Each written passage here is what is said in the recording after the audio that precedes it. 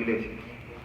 Y no solo esto, sino que también fue designado por las iglesias como compañeros de nuestras peregrinaciones para llevar este motivo que es administrado por nosotros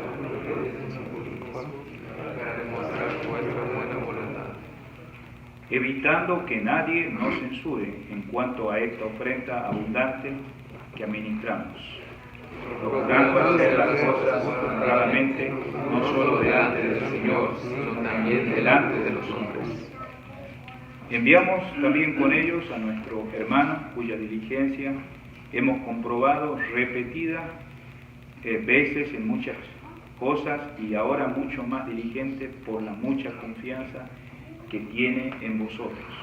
En cuanto a Tito, es mi compañero y colaborador para vosotros, en cuantos hermanos son mensajeros de las iglesias y gloria de Cristo. Vamos a leer el último versículo del 24 punto, hermanos. Mostrar, pues, a los de las iglesias la prueba de nuestro amor y de nuestro gloriar respecto a vosotros. Vamos a pedir la dirección del Señor en esta noche. Padre amado, te damos gracias por abrir tu palabra, Señor, y gracias, Señor, por participar en este tiempo de oración y de escuchar diferentes motivos y también testimonios, Señor, de la obra en Colombia y cómo, Señor, te has manifestado en la vida de los hermanos que se han convertido allá y se han preparado y siguen adelante, Señor. Y también, Señor, hemos podido participar de lo que nos das cada día y cada semana, Señor, con regocijo, Señor, sabiendo que tú amas al dador alegre. Y ahora, Señor, estamos en un tiempo también donde estamos participando de la enseñanza de su palabra. Ayúdanos, Señor, en esta noche a poder tomar esa atención que debería ser debida en cada uno de nosotros, Señor, hacia ti. Y también, Señor, que obres en los corazones de los que estamos presentes. Si hay alguien entre nosotros que todavía no ha comprendido el Evangelio, Señor, y que ha luchado, Señor, en su pensamiento de haber creído a su manera, Señor, y no como tú realmente, Señor, nos has mostrado claramente que la salvación, Señor, a menos es una relación personal contigo. Tú eres la persona bendita, nuestro Salvador y Señor, aquel Señor Rey, Señor de nuestras vidas, que se haga manifiesto entre nosotros en otra oportunidad más que nos estamos reuniendo como familia, como iglesia, Señor, local en esta noche. Y Padre amado, también obra en sus santos, en aquellos hermanos que vienen cada semana, entre esos niños y hermanas, que se han convertido, Señor, y que tú has hecho una obra maravillosa hasta el día de hoy. Señor, nosotros que estamos detrás de esta plataforma, ayúdanos a expresar tu palabra con el denuedo, con la guía, dirección y llenura de su Santo Espíritu. Que no sea, Señor, mi pensamiento, lo que yo creo, sino lo que tú has querido siempre, Señor, expresar a través de todas las edades, porque tu palabra, Señor, no vuelve vacía, edifica a los creyentes en esta noche, y, Señor, que usted reciba la gloria en toda esta reunión hasta el final. Te amamos, Señor, y te pedimos todo esto en el nombre precioso del Señor Jesús. Amén. Entonces estamos, hermanos, en esta escritura, podemos tomar asiento en 2 Corintios, capítulo 8, y queremos seguir adelante. Hermanos, como ustedes saben, casi finalizando los versículos, nos hacen ver, hermanos, que todos tenían la oportunidad de participar, de dar. No importaba la situación social que estuvieran estos hermanos pasando. Sabemos que la situación de los hermanos de Macedonia estaban en gran prueba de tribulación y también en profunda pobreza. Pero lo que destacaba a estos hermanos era que el gozo que tenía grande en su vida, abundancia de gozo, y también abundaban de riquezas, de generosidad. ¿Qué es lo que había llevado a que estos hermanos fueran esto? Era la gracia, ¿no? Y Pablo lo estaba destacando como un testimonio, como un ejemplo a los hermanos de Corintios. Y ahora, hermanos, le muestra que ellos también tenían la oportunidad, porque conocieron la misma gracia que los macedonios, los hermanos de Corintios. Versículo 9, porque ya conocéis la gracia de nuestro Señor Jesucristo. Lo habla en un verbo y en un término pasado. Quiere decir que no estaba diciéndole, ustedes acaban de conocer, no, ustedes ya han conocido la gracia. Y ahora sabemos que En forma práctica, estos hermanos de Macedonia vivían la gracia en el versículo 5 y no como lo esperábamos, sino que asimismo se dieron primeramente al Señor. Sin duda, no hay cosa más maravillosa que el don inmerecido, Cristo Jesús, en nuestras vidas personales, para que de esa manera podamos darnos a quién. Versículo 5 dice, y luego a nosotros, ¿quién es el prójimo? En este caso, la petición que Pablo muestra a los hermanos de Corintio no es una necesidad hacia él. Sabemos que en reiteradas veces mencionamos que el hermano Pablo y los compañeros no habían recibido ayuda de esta iglesia de Corintio, pero él no estaba mencionando eso, sino estaba mostrando la necesidad de las iglesias de Jerusalén, que fueron las primeras congregaciones, hermanos, que comenzaron en Jerusalén después a pasar situaciones, después de que vino el Espíritu Santo a morar, a llenarlos, a los creyentes, que dice que daban sus propiedades y todo lo que tenían y compartían con los hermanos, de tal manera que no tenían necesidad ninguno, sino que todos estaban en igual.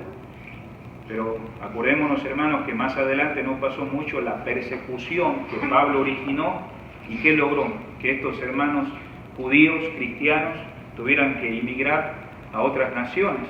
Pero con el correr de los años regresaron los hermanos, y estos eran los hermanos pobres que en Jerusalén estaban pasando necesidad. Pero acuérdate, hermanos, que ahora los gentiles, como los corintios, como los hermanos de Macedonia, estaban participando. ¿De qué manera? Voluntariamente. Y eso lo podemos mirar, hermanos, cuando dice que se dieron a nosotros. ¿De qué manera lo daban? Dice en el versículo 4, pidiendo con mucho, que dice, ruego. Acuérdate que Pablo no quería recibir, hermanos, lo que los hermanos de Macedonia querían dar, pero era tanto el ruego y era tanto el regocijo de estos hermanos y la generosidad que él tuvo que aceptar esta ofrenda para quién, para los santos, para ser llevada a los hermanos en Jerusalén.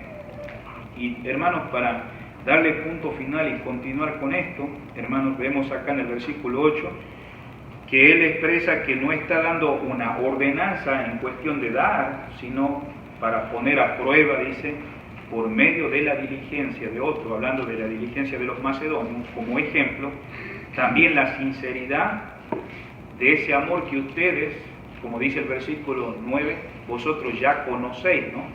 La gracia. Entonces ahora ya conocen ellos, entonces él aclara que había algo que habían prometido los corintios antes que los macedonios, porque los corintios supieron primero que los macedonios la necesidad de Jerusalén. Y en su primera carta, en el capítulo 16, aclara que cada primer día de la semana, cada uno ponga parte de lo que ha sido bendecido, para que cuando llegue, dice, no se levanten, que dice, ofrendas. Y la razón era para que esas ofrendas sean voluntarias. Ahora, si se lo levantaba delante de Pablo, y estaban los hermanos presentes ahí, de los que estaban necesitados, ya no iba a ser voluntario, sino iba a ser, ¿qué? Una exigencia.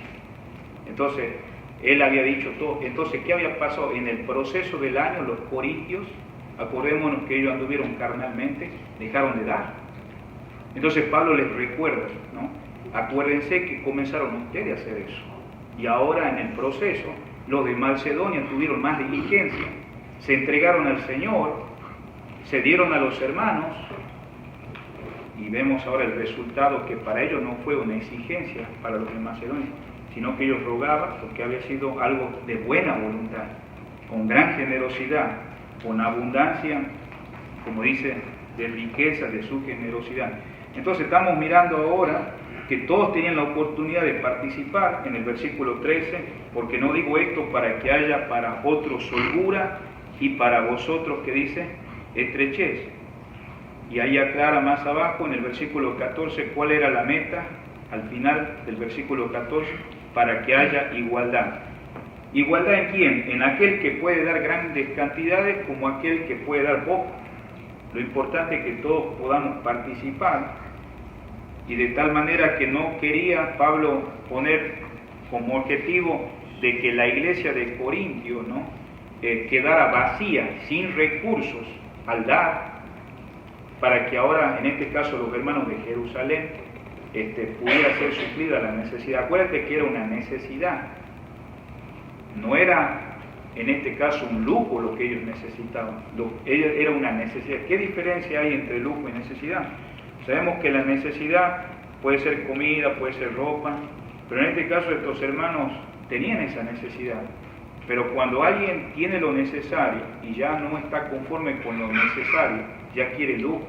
No estaba supliendo un lujo a los hermanos judíos en Jerusalén, sino la necesidad que no tenían ellos, que en este caso era algo que ellos cuando habían regresado se dieron con que no tenían nada en Jerusalén, y esa era la necesidad. Y por eso dice en el versículo 15, como está escrito, el que recogió mucho no tuvo más, y el que poco no tuvo menos. Hubo que una igualdad para la iglesia de Corintio y para los hermanos de Jerusalén, como para los hermanos de Macedonia, como también para los hermanos de Jerusalén, que era la necesidad. Continuemos el versículo 16, pero gracias a Dios que puso en el corazón de Tito. Hermanos, en este punto ahora vamos a ir a algo bien importante. En esta parte de la carta, el apóstol Pablo quiere dar una recomendación de Tito, ¿sí?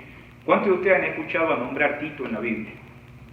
Varios, ¿no? Tal vez a veces hasta hablamos de más, pero tenemos que estudiar la vida de Tito y tenemos que ver que Pablo en el capítulo 3, si vamos a unos capítulos anteriores ahí a donde estamos en el 8, en el capítulo 3, versículo 1 dice, comenzamos otra vez a recomendarnos a nosotros mismos. Otra pregunta que hace Pablo en esta carta dice, o tenemos necesidad como algunos de carta de recomendación para vosotros o de recomendación de vosotros. Entonces, queridos, los hermanos cuando llegaban a una iglesia siempre venían bajo una recomendación con una carta para saber quiénes eran, y más cuando se trataba, digamos, de hermanos que estaban manejando dinero o que estaban llevando estos donativos voluntariamente que habían dado los hermanos de Macedonia y otras iglesias que estaban participando. Bueno, hermanos queridos, lo mismo sucede en nuestros días. Vivimos en tiempos difíciles. Tenemos que tener seguridad quiénes son las personas que están participando, sea en toda la parte de administración. Y vamos a ver algunas cosas que Pablo destaca como aplicación personal. Desde el versículo 16 al 24 del capítulo 8 que hemos leído, vemos la carta de recomendación para Tito. Acuérdense que Tito, digamos, después de que se escribió la primera carta de Corintios, Pablo no pudo llegar, y ¿sabe quién tuvo que ir en representación de Pablo para ir a visitar la iglesia de Corintios, que si se había arrepentido porque había estado andando no como el Señor quería, sino que habían descuidado la cena del Señor, había división entre los hermanos, había problemas en las familias que estaban llevando los juicios ¿a dónde? A los inconversos. Entonces era una iglesia que estaba en desorden. Entonces Pablo no pudo llegar, acuérdate que la carta la escribió de la cárcel de Roma, pero fue alguien en representación de él, y ese alguien fue Tito. Quiere decir que Tito era, en otras palabras, alguien de confianza. En primer lugar, vamos a ver que Tito era uno de los colaboradores de mayor confianza del apóstol Pablo. Por eso comienza diciendo en el versículo, por favor, 16, estamos en 2 Corintios 8, pero gracias a Dios que puso en el corazón de Tito la misma solicitud, dice, por vosotros.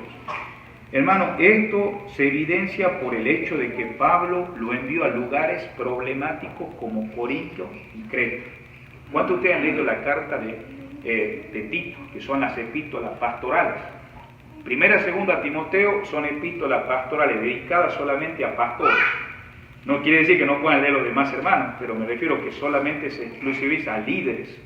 Y la carta de Tito. ¿Y qué problema había en Creta? Había problemas. El gobierno que tenía la iglesia, hermano, estaba desordenado. Y dice, como te ordené cuando vayas a Creta, que estableciese, dice, ancianos, estableciese pastores. Entonces, hermano, mira, si nosotros venimos al siglo XXI ahora y pensamos por un momento, hay una iglesia con problemas, ¿a quién voy a mandar? Voy a mandar a alguien de confianza. Porque si voy a mandar a alguien que represente y no es de confianza, la iglesia tiene problemas, y el que viene, supuestamente, entre comillas, y dice que es de confianza, pero no es de confianza, va a ser el problema más grande. Y esa no era la intención de Pablo. La iglesia en Corinto tenía problemas, Pero Pablo quería, bueno, no puedo ir yo personalmente, va a ir Tito, que es de confianza, cree como yo creo, piensa como yo pienso. Estamos en una armonía en el Señor y Él va a representar para resolver el problema de la iglesia de Corintios. Y gloria a Dios, así sucedió. Entonces vemos acá que Pablo lo envió a lugares problemáticos. Uno fue la iglesia de Corintios, segundo la iglesia de Creta. En segundo lugar, estamos mirando cómo Pablo trata de mostrar como una recomendación de Tito. Hermano, Tito era completamente gentil. Cuando hablo de gentil, no hablo de gentilez, quiere decir que no era judío. O sea, cuando las personas estudian la vida de Tito, se cree que Tito era un primo hermano del doctor Lucas. Porque Lucas, hermano, el escritor del Evangelio Lucas, es el único gentil de los 4 escritores, porque los demás son judíos. Ahora, es interesante eso. Hermano, Timoteo, usted sabe que él era otro amigo de confianza del apóstol Pablo, pero se cree que Tito era mucho más de confianza que Timoteo, no porque no fuera así, sino que, hermano, Timoteo solo era griego a medias. ¿Cuántos de ustedes saben que Timoteo, su mamá era judía y su padre era griego? Cuando él llegó a lugares donde él tenía que presentar el Evangelio, donde había judíos, mandó a circuncidar ¿a quién? A Timoteo. No porque él creyera que la circuncisión era parte de la salvación, sino para presentar al Evangelio a aquellos que buscaban la excusa de no conocer al Señor. Pero si usted ve la historia, nunca se ve a Tito circuncidado, pero sí a Timoteo. ¿Sí? Esto es parte de nosotros escudriñar y entender el panorama de la confianza. Entonces vemos acá que Timoteo solamente era griego a media, ya que su madre era judía, convertido bajo la predicación del apóstol Pablo, pero Pablo en este caso se negó a circuncidar a Tito. Vamos a ir a Gálatas 2. Si nosotros vamos a escudriñar la palabra de hoy y entender el panorama, vamos a pasar unos capítulos y entrar a Gálatas 2, hermanos.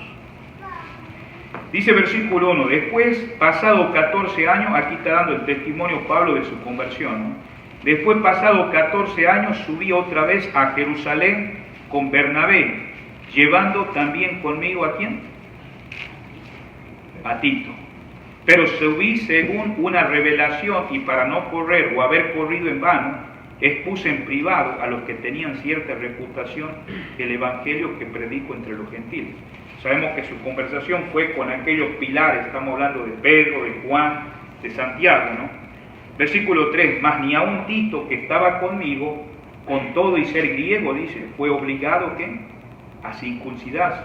Y esto a pesar de falsos hermanos, introducidos a escondida, que entraban para espiar nuestra libertad que tenemos en Cristo Jesús, para reducirnos a esclavitud. Acuérdense que los hermanos de Gálatas estaban siendo, hermanos, podríamos decir, influenciados fuertemente con el judaísmo.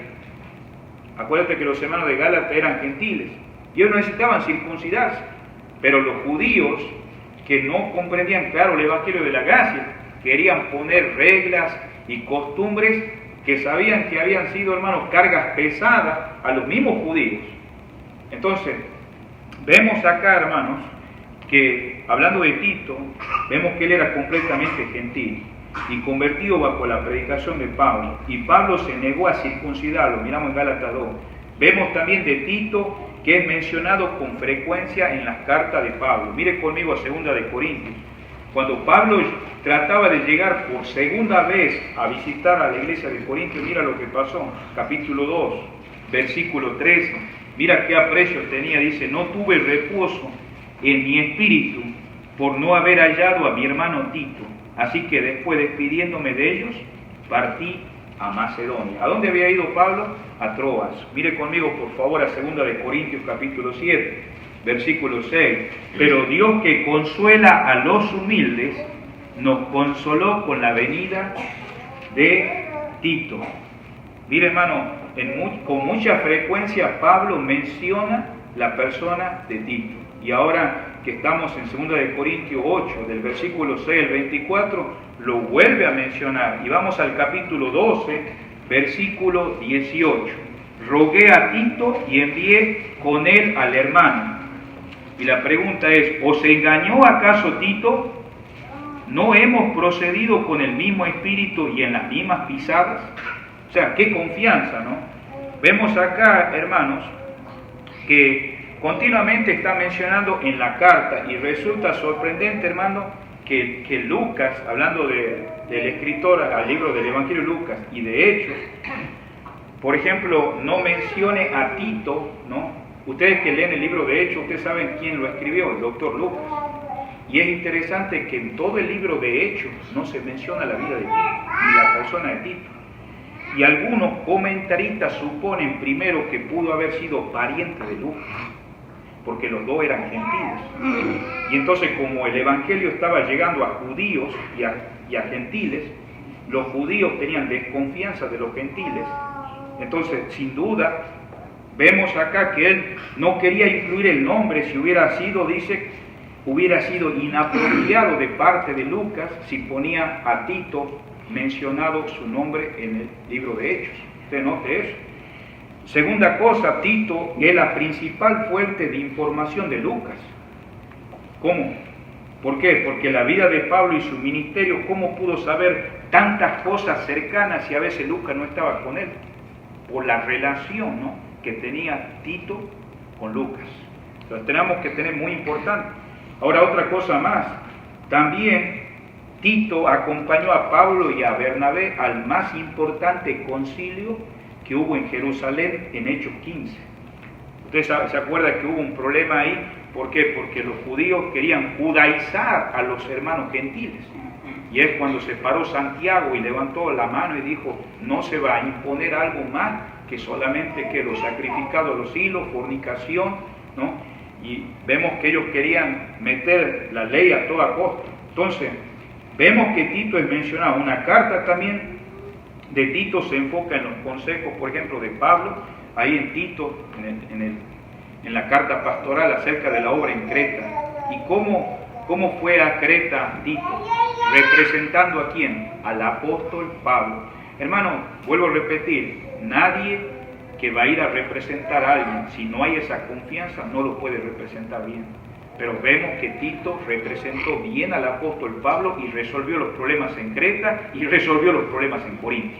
Gracias a Dios por esos hombres que tienen el mismo pensamiento, el mismo sentir y que no son desleales, pero que lo muestran en las Escrituras como personas de confianza, como Pablo tenía con Tito. Entonces vemos por último, hablando de esta carta de recomendación, la última información en el Nuevo Testamento acerca de Tito es que él fue enviado a Dalmacia, y lo podemos ver en 2 Timoteo capítulo 4, ya el apóstol Pablo está a punto de ser decapitado, se recuerda, por Nerón, y en el capítulo 4, versículo 10, dice, porque Demas me ha desamparado, ese era uno de los compañeros de cárcel, amando este mundo, y se ha ido a Tesalónica. Crescense fue a Galacia,